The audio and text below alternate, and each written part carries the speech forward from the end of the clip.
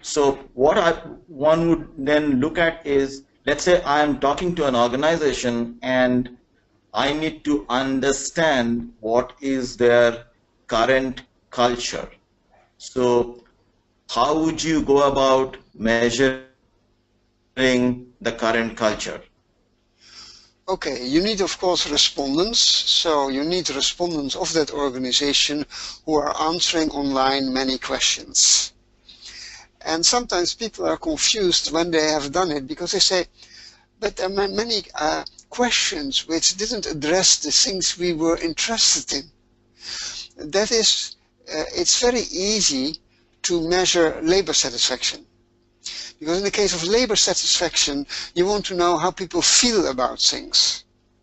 When you measure organizational culture, you want to come as close to objective work reality as possible. And therefore you have to avoid questions which will invite people to give socially desirable answers. But anyway, they get a lot of questions and they have to answer them, and they are loaded into a data bank, and then we get the scores of the actual culture. But it's not only important to know your actual culture, you also want to know your optimal culture, or you can call it your desired culture, the culture which you think will help you to do the best job possible in the world. Yeah? And that's something which the client has to define, often with our help, because they don't know the model yet well. And after all, it has to be done in that model. Otherwise, you cannot compare the actual situation with the optimal situation. But that's then what we do, and that's how you have to help the client, by explaining those dimensions much more precisely with a lot of real-life stories so that it becomes alive. Another part of your question is then, what does it mean measuring a culture?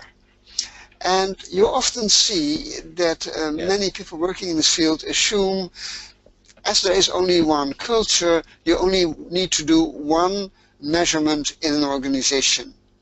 But in reality, in any organization of any size and complexity, there are subcultures. And that means there are differences among different groups. For example, production and sales often have different subcultures. So now, what is now the challenge for top management to realize? You want that these subcultures are as similar as possible. Because otherwise, how can you communicate well with each other? How do you understand each other well? How can you work for a common purpose together well? So the ideal is that there are no subcultures.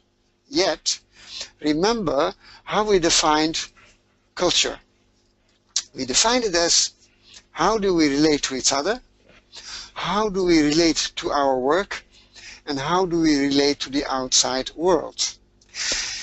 And now it comes. Ideally, you want all to relate the same way to each other and to the outside world. But to your work, if top management would relate to their work the same way as people at the conveyor belt, something is rotten in the state. You know, when I was still at secondary school, to earn some money, I worked for some days at the conveyor belt. The idea at working at the conveyor belt is that you don't think. You have to do just repetitive things. And therefore often you see that the music is very loud so that people cannot even think. But if top management would not think, hey, something is wrong. Or if people at the conveyor belt would all the time think and come up with new ideas, they will not do a proper job either. So when it comes to the requirements of your work, you need what I call functional diversity. You don't want to be the same. So the idea is, be as much the same as possible, but when the work requires to be different, be different. Yeah? And you can only find out if you say, okay, let's identify the number of subcultures we want to have, and then measure them separately. Now often clients then ask me, how would I know? Which is a good question, because how would you know? Well, it's not so difficult to find out.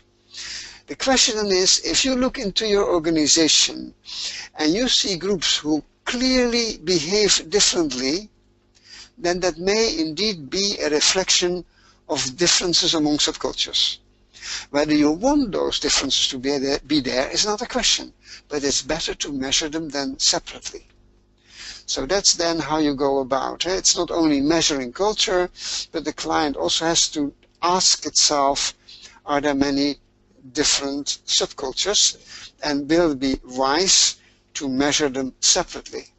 Or, if there are no subcultures, do you want to create subcultures so that everybody does their job in the best possible way?